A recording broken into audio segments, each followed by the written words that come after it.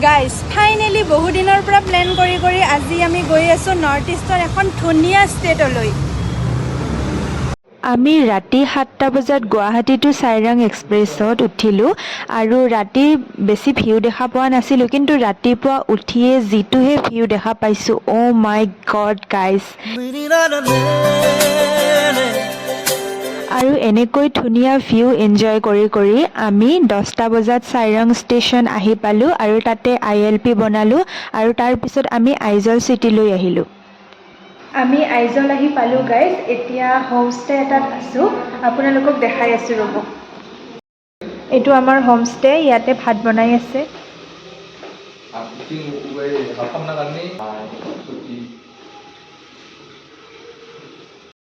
আমি ইয়াত ভাত বনালোঁ, ভাত বনাই খাবলৈ লৈছোঁ। আমি ভাত পানী খালোঁ গাইজ, এতিয়া অলপমান ৰেষ্ট লৈছোঁ। সন্ধিয়াৰ পৰা ফুৰিব যাম আৰু অহাকালিও আমি মিজোৰামৰ বহুতো ঠাই ফুৰিব যাম। আজিলৈ আহিছোঁ, বাই।